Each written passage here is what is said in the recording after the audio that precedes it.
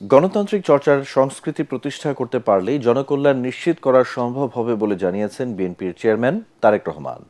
রাজধানীর গুলশানে আমার ভাবনায় বাংলাদেশ থিমে রিল মেকিং প্রতিযোগিতার বিজয়ীদের সাথে মতবিনিময় অনুষ্ঠানে তিনি জানান, আধুনিক বিশ্বের সাথে তাল মিলিয়ে কৃষি, স্বাস্থ্য, শিক্ষা, পরিবহন সহ প্রতিটি সেক্টরে যুগোপযোগী পরিবর্তনের পরিকল্পনা রয়েছে বিএনপির। কামরুজ্জামান রাজীবের রিপোর্ট।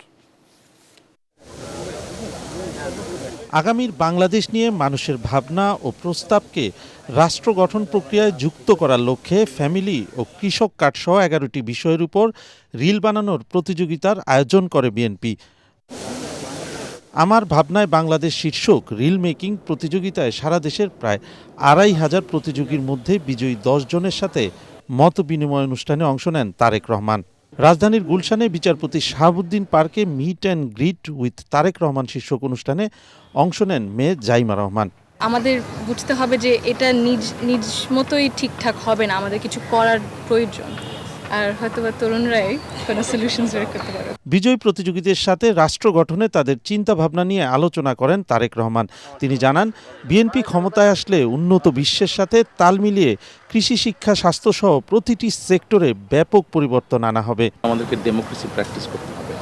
আমরা ডেমোক্রেসি যত বেশি প্র্যাকটিস করবো এভরি লেভেল, শুধু যে জাতীয় সংসদ নির্বাচন তা না, আমরা ইউনিয়ন পরিষদের মেম্বার, ইউনিয়ন পরিষদের চেয়ারম্যান, পৌরসভার চেয়ারম্যান, পৌরসভার মেম্বার, আমরা এইখানে যত ডেমোক্রেসি প্র্যাকটিস করব তখন হবে কি আস্তে আস্তে সেই মানুষগুলোই সামনে বেরিয়ে আসবে যারা অ্যাকচুয়ালি মানুষের জন্য কাজ করতে চান। দেখুন, আপনি যখন পানি ফিল্টার করেন খাবার জন্য, আপনি কিন্তু এক লেয়ারে করেন না, আপনি 3-4 লেয়ারে পানিটাকে ফিল্টার করেন। জায়গায় পৌঁছতে সময় লাগবে আমাদেরকে শুরুটা করতে হবে।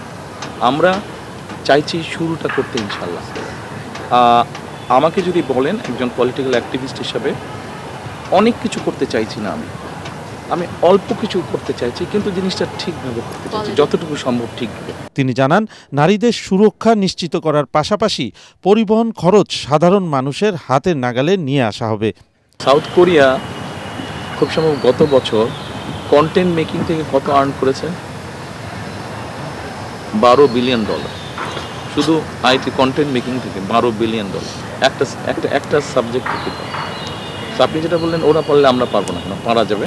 আমাদেরকে আমাদের জিনিসগুলোকে সাজাতে হবে। হয়নি, আমরা দেখেছি অতীতে অনেক জিনিস হওয়া উচিত ছিল, হয়নি। আমরা ইনশাল্লাহ সামনে করবো, আমাদের সুযোগ আসলে আমরা সামনে করবো। হতাশ হলে চলবে না, আশা রাখতে হবে। দেশ গঠনের সব নাগরিককে নিজ নিজ জায়গা থেকে অবদান রাখার আহ্বান জানান তারেক রহমান। কামরুজ্জামান রাজীব, এটিএন বাংলা, ঢাকা।